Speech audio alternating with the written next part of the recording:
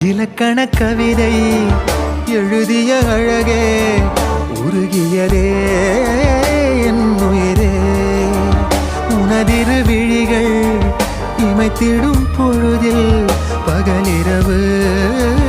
உரைகிறதே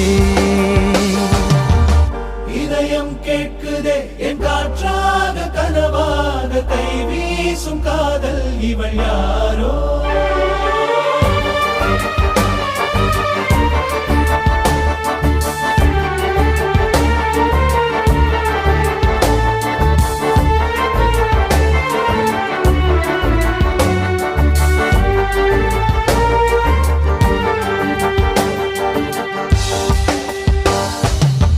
தேவதையின் விழியில் விழா காணும் பொன்வானம் அழைக்குது அருகில்